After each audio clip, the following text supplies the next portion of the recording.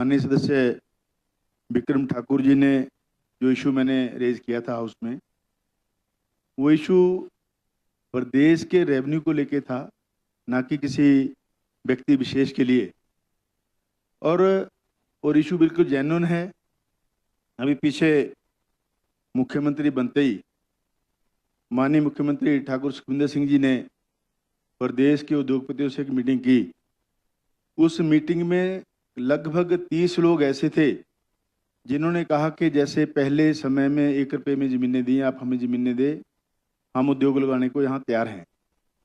प्रदेश के माननीय मुख्यमंत्री जी की चिंता थी कि प्रदेश की ज़मीनों को मैं ऐसे फ्री में नहीं दूंगा, आप जो वाजिब रेट हैं प्रदेश के हमारे उद्योग विभाग के, उस रेट पे आप ज़मीनें लें, हमें कोई इतराज़ नहीं है।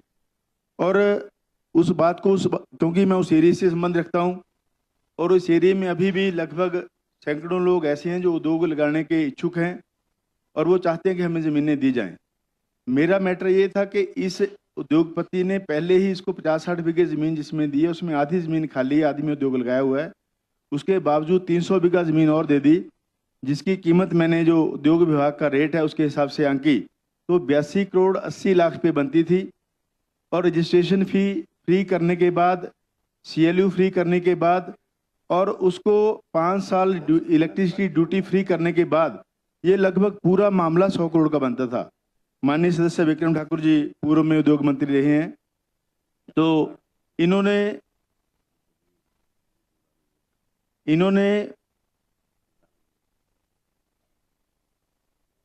उस इशू के साथ साथ कुछ शब्द यहाँ मेरे लिए पर्सनली बोले हैं। मैं चाहता हूँ कि उनको एक्सपॉन्ज किया जाए। इन्होंने, क्योंकि हमारा परिवार इस हाउस को पिछले 32 साल से 1990 से रिप्रेजेंट कर रहा है।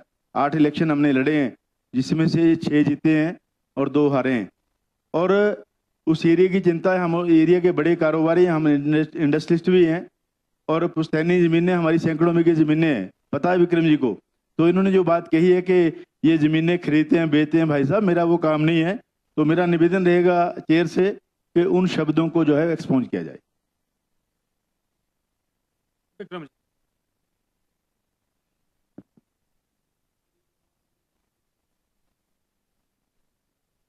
भाई राम कुमार जी ने जो विषय कहा है, आपने कल बोला है, आप ही ने कहा है कि जिस समय इंडस्ट्री लगती है, यहाँ फार्मा में जो इंडस्ट्री लगी है उसको टेबल के नीचे से जो है वो नेगोशिएट हुआ है, आपने कहा है।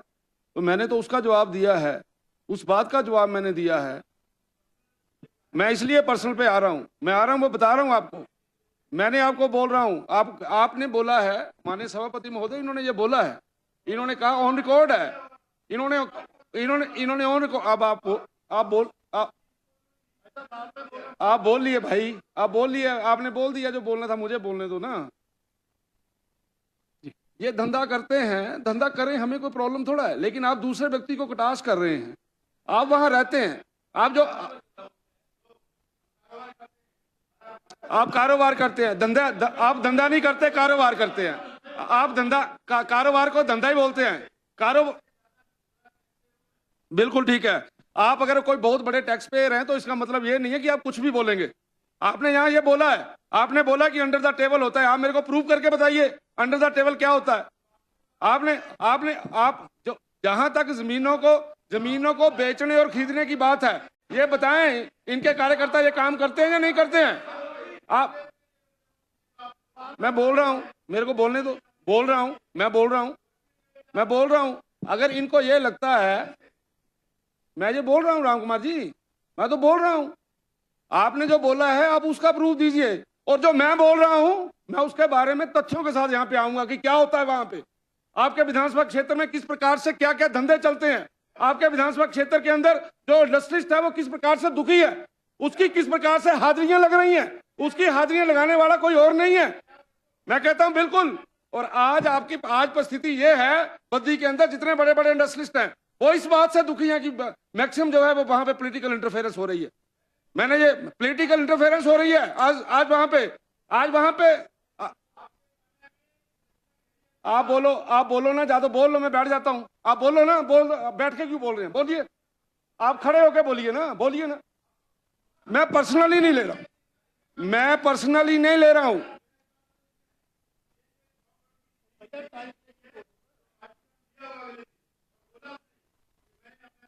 मैं बोल रहा हूं, सुनिए, मैं एक भी व्यक्ति, आप एक भी व्यक्ति ऐसा खड़ा कर देंगे जिसको फंड की आप बात कर रहे हैं, राजनीति छोड़ देंगे हम। हमने आपकी तरह नहीं किया है। जिस प्रकार से आपका नाम वहां पे बसता है, जिस प्रकार से बद्दी के अंदर लोग बोलते हैं, अगर आप एक व्यक्ति भी ऐसा खड़ा कर देंगे, अगर आप सभापति अध्यक्ष महोदय, अगर एक ऐसा व्यक्ति खड़ा कर देंगे, राजनीति से संन्यास ले लेंगे। लेकिन ये वहां क्या करते हैं, इनके वहां पे क्या होता है?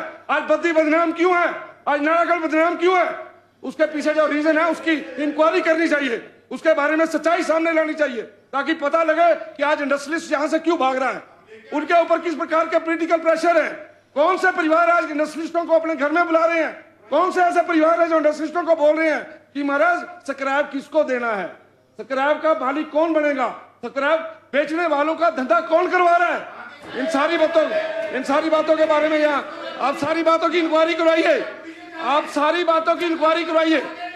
अगर इंक्वायरी करवाइए, अगर आप इंक्वायरी में आपको लगता है अगर ये गलत है तो इनको सजा मिले, अगर हम गलत है तो हमें सजा मिले, अगर ये गलत है तो इनको सजा मिले, नहीं तो हमें सजा मिले प्लीज। लेकिन सारी दुनिया जानती है, पूरा हिमाचल प्रदेश जानता है कि वहाँ क्या हो रहा है, किसके कारण से बदनामी हो रही है, किन लोगों के कारण से उद्योग गुजर रहा है। इन सारी बातों के बारे में जो है वो हाई लेवल इंक्वायरी होनी चाहिए।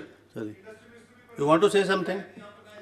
You want to say something? Shri Ram Kumar ji. अध्यक्ष महोदय, माननीय विक्रम जी की चिंता जो है, मेरी चिंता ये कि मेरे लोगों को हक है, हमारी जमीनें उद्योगों में गई हैं, नौकरी के लिए भी हमने फोन करना है, उनको काम देने के लिए भी फोन करना है, वो हम करते हैं। हमने कभी किसी इंडस्ट्री से कोई एक इंडस्ट्रियलिस्ट आप खड़ा कर दें कि कभी हमने 8 इलेक्शन हो गए, हमें कभी हमने किसी इंडस्ट्री से 1 रुपया चंदा लिया हो, और आपकी पार्टी को करोड़ रुपए चंदे जो हैं लोगों ने दिए हैं। जमीनें फ्री में ऐसे नहीं दी गई, जमीनें फ्री जो है करोड़ रुपए लेके दी गई हैं। ये 100 करोड़ का घोटाला है। मैं चाहूंगा इस मामले में इस माननीय मुख्यमंत्री इसमें फैसला लें। धन्यवाद। एक मिनट, मैं रूलिंग दे देता हूँ। एक मिनट।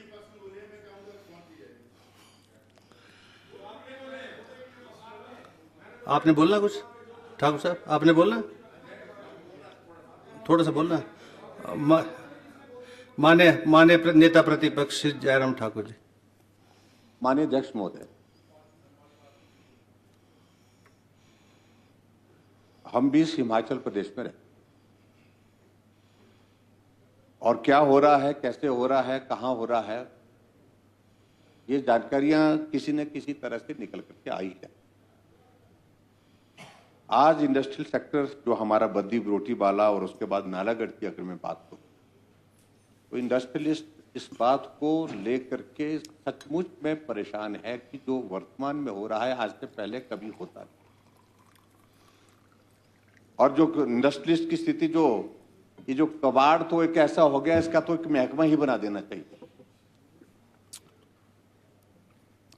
जो राम कुमार जी माननीय सदस्य बोल रहे हैं, जो सीपीएस भी हैं, आप उस क्षेत्र के प्रतिनिधि, आप कार्यकर्ता के लिए काम कहें, किसी व्यक्ति के लिए काम करने के लिए बोले, वो समझ में आती है बात थोड़ी, लेकिन बातें तो और तरह की निकल रही हैं उसमें। और ये मेहरबानी करके ये मत बोलिए आप, जो आरोप आप लगाने की कोशिश कर रहे हैं, जो बातें आपको बात करने की कोशिश करी, अगर आपके पास तथ्य हैं तो बताइए। फिर उसके बाद अगर जो बातें हमारे पास है, फिर हम भी बताएंगे किस प्रकार की परिस्थिति है वहां पर, हालात क्या बने हुए, एक इंडस्ट्रियलिस्ट को किस प्रकार से वहां पर परेशान किया जा रहा है। और ये कबाड़ तो ऐसा है कि जिसने सारी व्यवस्थाओं को कबाड़ कर दिया वहां पर। तो इसलिए मैं अध्यक्ष महोदय, मेहरबानी करके इस सारे विषय पर, अब आप बोल रहे हैं वहां पर मेडिकल डिवाइस पार्क की बात कर रहे हैं, कौन जमीनों को समतल कर रहे हैं, कौन मिट्टी उठा रहे हैं, कौन किसको क्या ठेका, किसके पास क्या क्या है, सारा वो सारी चीजें, एक एक चीजें जानकारी नहीं है क्या।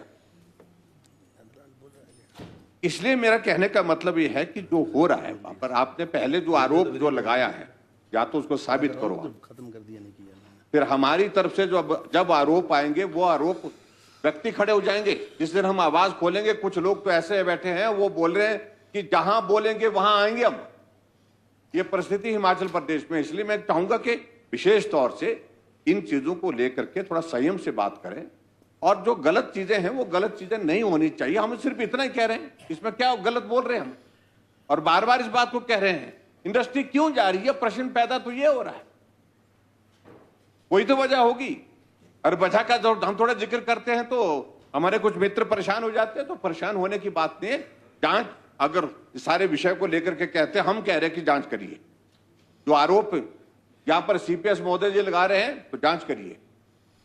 हमें कोई डरने वाली थोड़ी, यहां पर हमारी सरकार, हमारी पार्टी को डरने वाली है।